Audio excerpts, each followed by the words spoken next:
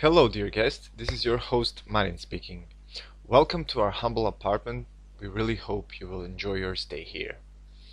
As I'm sure you know, you're located in region of Croatia called Istria, and you are currently in Štinjan, which is a small town near the city of Pula. So let us just zoom in for a second here. Okay, as you can see, you are at the edge of Istria, actually here in Štinjan, and this is city of Pula. Štinjan is surrounded by astonishing archipelago of National Park Brijuni to the east, over here, by a beautiful city of Fažana, over here, and by historical city of Pula to the southwest. This video is our way of welcoming you and also helping you get by in Istria through a certain walkthrough and recommendations which will most definitely save you time and potentially even some money. If by any chance you are adventurous type of person and you love discovering different things by yourself, then you are most welcome to stop this video and have fun exploring on your own. If on the other hand you could use some help in order to get the most out of your visit, then you should absolutely watch this video because it's your own personal insider view of stuff and places that are worth visiting. This video will be broken down in 3 10-minute parts. In the first one, this one, I'm going to walk you through Štinjan and show you where you are, where is the best place to go swimming, and so on. In the second video, I'm going to show you all the different locations you should not miss in the city of Pula. And in the third video, I will show you all the locations you should visit in the region of Istria. Now, there is of course a priority list. If you're staying up to 3 days, then you should definitely spend 1 day in Štinjan and at least 1 day in Pula. But if you are planning for a longer stay, say up to 7 days or more, then you really have many different options. I will discuss all of these options in the last video. Okay, now that we got that out of the way, we can start with your current location, Štinjan. Say that again, Štinjan. Let's just zoom in quickly to see where you are on the map. Okay, so here, this little blue spot, this is where you are. You have a couple of very noticeable landmarks in Štinjan, and the biggest one is most definitely the old Roman fort Punta Christo over here. During summer, this fort is a place where they organize many different festivals and events, such as world famous Outlook Festival. Yep, that's a techno party festival. Just behind it, there is a very romantic lighthouse, which I will show you in a while. Besides that, you have 2 very beautiful beaches, one for those who love privacy adventure over here, and the other for those who like more crowded places over here. Okay, so let's start with the private beach first. It's called the Lost Beach, but it's actually quite easy to find. It's your nearest beach. It's about 10 minutes of walking distance, so from here to here. And you can either go directly through woods or circle a little bit by road over here. Most of the people who visit this beach get there by car, as do I actually, because I can always use the car for different purposes like storage or just to get home quicker in case of an emergency. The car parking is located all the way from somewhere around here to all the way to here. You'll see other cars parked there, so just park wherever is most convenient for you. The Lost Beach is very beautiful. It has some nice sunbathing spots.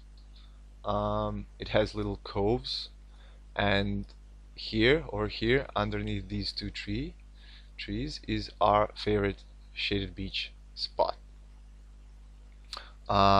Once you get into the water, you will notice that the floor is sandy, which is great. Your feet will appreciate this, believe me.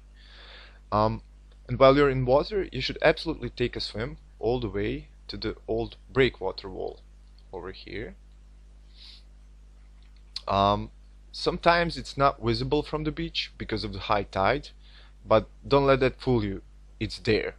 I recommend that you try to climb on it, but be very careful, since it is very old, it is covered with moss, and it is quite slippery, so watch your step if you're going to be walking on it.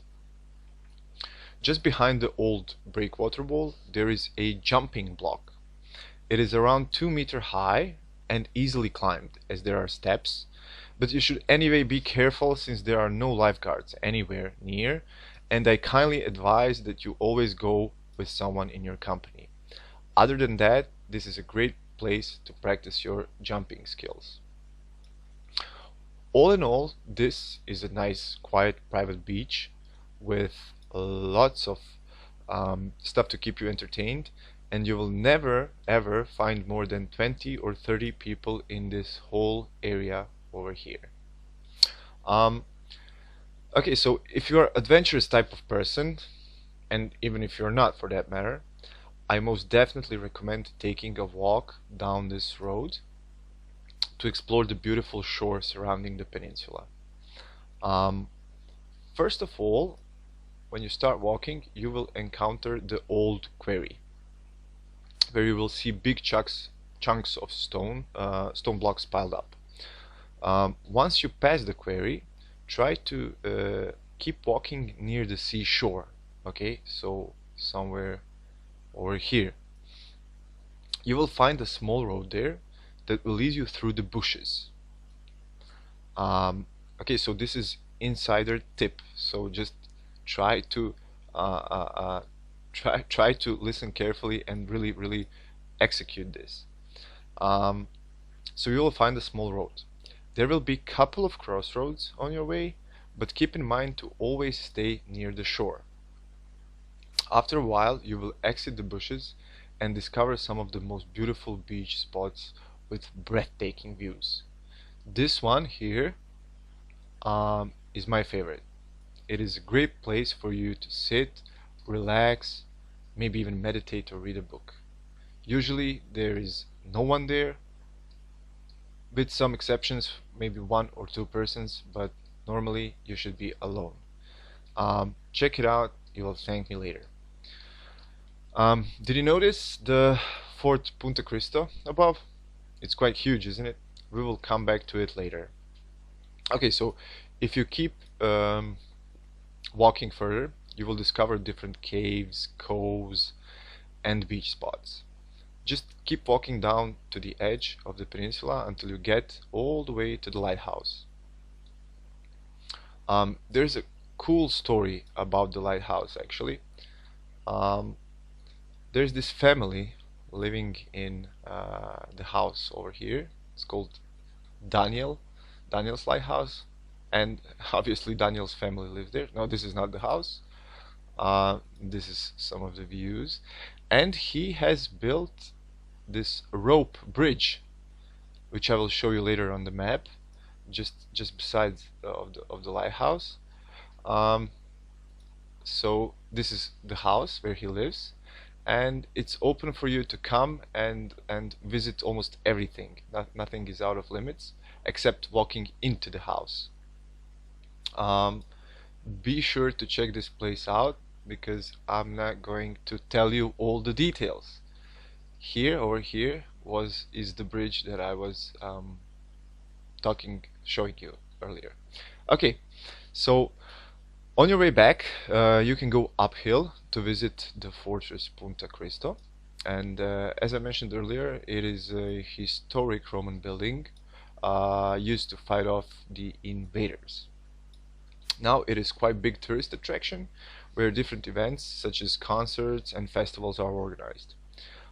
Here is the main entrance, and during the day it should be free of charge, so you're most welcome to enter and check it from within. If you like to walk, you could also walk around it just to realize how huge it is. Okay, so the other available beach besides the Lost Beach is called Hydrobaza. Hydrobaza or Hydrobase. It is a 15-minute walk from home or 2-minute drive by car. So this beach is nicely landscaped, as you can see on these photos. Okay, so let's just check out some of the photos. Okay,